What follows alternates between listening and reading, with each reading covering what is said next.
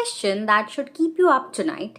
If an AI writes a masterpiece that made you cry, but there was no soul behind the pen to feel the pain it described, did those emotions actually happen, or were you just hijacked by a clever set of statistics? Hi, I'm Indrakshee, and if you have been feeling like the internet is starting to look like a hall of mirrors where every video, every book, and every aesthetic is just like a copy of a copy, then you aren't alone. We are currently navigating what I call the great stagnation of the 21st century. Today, we are peeling back the layers on the originality crisis, from the death of the author to why being perfect, quote unquote perfect, is the most boring thing you can be in 2026. So, let's dive in quickly. Currently, we have been living through the originality crisis of 2026. For centuries, we have believed that art was one of those things which machine could not touch because it required a spark.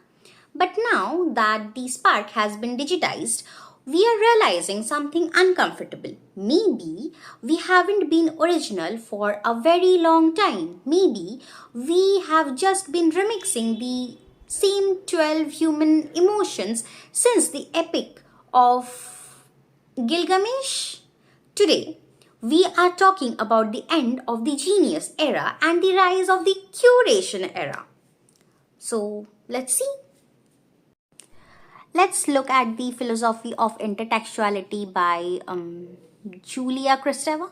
A prominent literary theorist argued that every text is a mosaic of quotations. No book is an island. So when you read a modern romantic novel today, you aren't reading a brand new invention. You are not at all.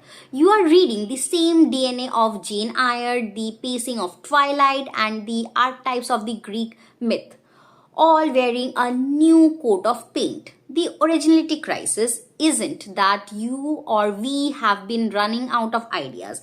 It's that our tools have become so good at identifying these patterns that magic is being replaced by math.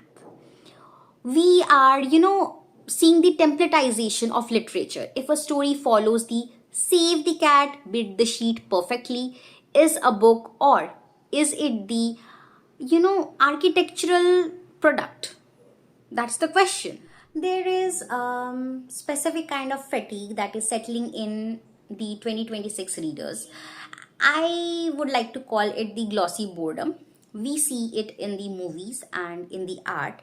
This AI assisted perfection, where every sentence is grammatically flawless, every plot twist is mathematically calculated and surprising, yet the work feels, hollow. It lacks what the Japanese call wabi-sabi, the beauty of imperfection.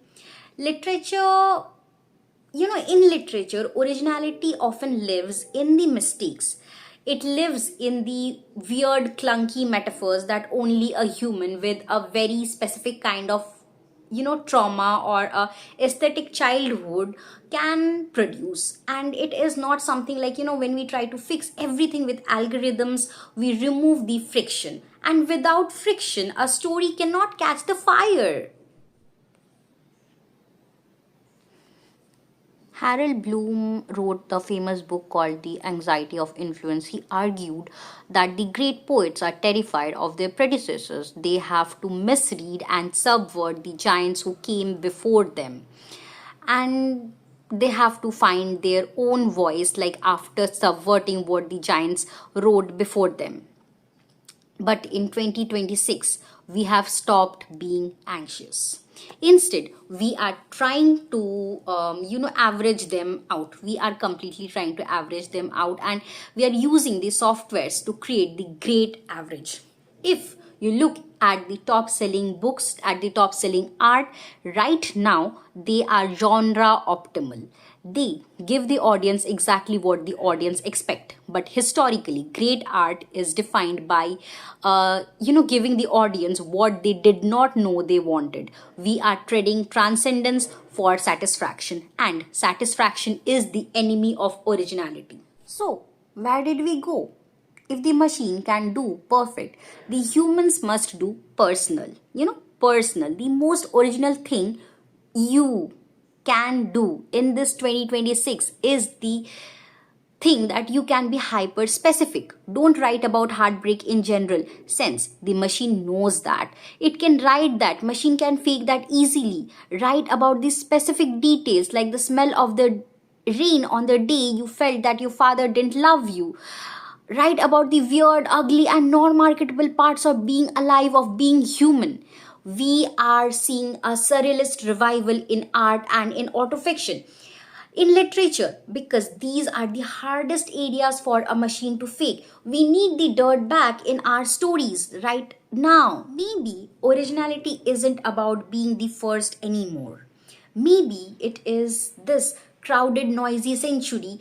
Originality is just the courage to be honest and, when everyone else is being optimal.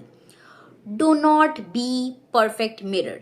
Be a cracked lens, because it is the cracks that let us know where actually someone is standing behind the glass.